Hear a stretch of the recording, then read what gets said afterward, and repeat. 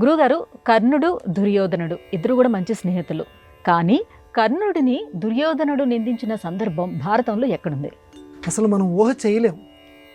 లోకంలో కర్ణుడు దుర్యోధనుడు ఇద్దరు కూడా ప్రాణ స్నేహితులు. మిత్రమా తండ్రి గారికి ఉన్నటువంటి రాజ్యంలో అంగదేశాన్ని ఇవ్వటానికి నిజానికి దుర్యోధనుడికి ఆ సామర్థ్యం లేదు.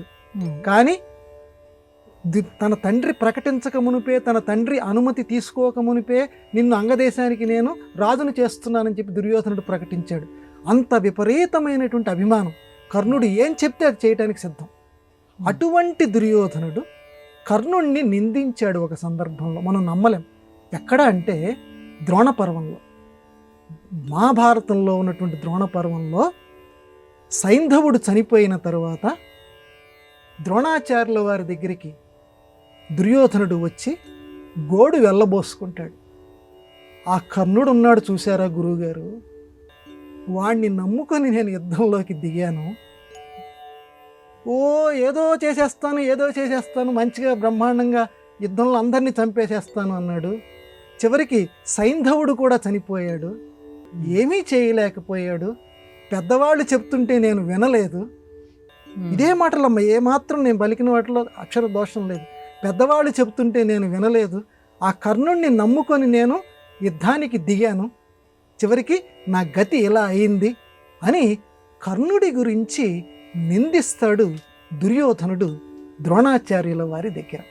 పనిలో పనిగా గురువుగారిని కూడా నిందిస్తాడు. అతను ఆ నాలుగుకి నరం లేదంటారు కదా, ఎవరెవరిని ఏం తిట్టాలో ఎవరెవరిని గౌరవించాలో సరిగ్గా తెలియదు ఆయన దుర్యోధనుడికి. ఒక ఆవేశపూరితమైనటువంటి మనస్తత్వం కలిగినటువంటి వాడు.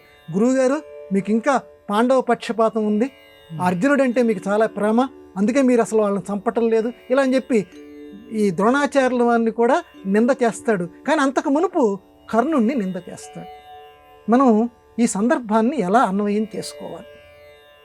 కర్ణుణ్ణి అంతగా ప్రేమించినటువంటి వాడు ఎందుకని నింద చేశాడు దుర్యోధనుడు అని అంటే, ఎంత వాడైనా సరే మానవ ప్రకృతి అనేటువంటిది దాచుకోలేనటువంటిది. ప్రతివాడిలోనూ ఒక మనిషిని గురించి స్థిరమైనటువంటి అభిప్రాయం ఏర్పడదు. ఎప్పటికప్పుడు కూడా చలన ప్రకృతి ఉంటుంది. ఇటు మంచిని చెబుతూ ఉంటారు, చెడుని చెప్తూ ఉంటారు. మానవ ప్రకృతుల్లో ఉన్నటువంటి ఆ విలక్షణతని వ్యాస భగవానుడు ద్రోణ పర్వంలో దుర్యోధనుని ముఖతః పలికించాడు. కర్ణుడంటే చాలా ఇష్టమే, కానీ కర్ణుడు చేసినటువంటి పనులు ఈ దుర్యోధనుడి యొక్క చపల మనస్తత్వానికి అతన్ని నిందించబుద్ధేసింది.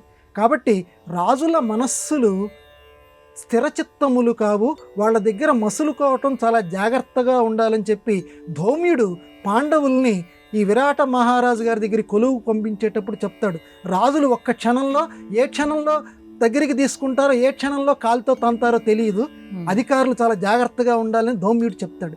ఆ రకంగానే దుర్యోధనుడు కర్ణుడిని ఎంతగా చేరదీశాడో అంతగా నింద కూడా చేస్తాడు. అది రాజులకు ఉండేటువంటి సహజమైన లక్షణము, అందులోనూ మదోన్మత్తుడైనటువంటి దుర్యోధనుడి యొక్క లక్షణము అని లోకానికి తెలియచేయటం కోసం, అధికారుల పట్ల జనాలు ఎలా ఉండాలని ఆధునిక సమాజానికి కూడా ఉపదేశం చేయటం కోసం వ్యాస భగవానుడు దుర్యోధనుని నోటి వెంట కర్ణ నింద చేయించాడు సంస్కృత మహాభారతంలో.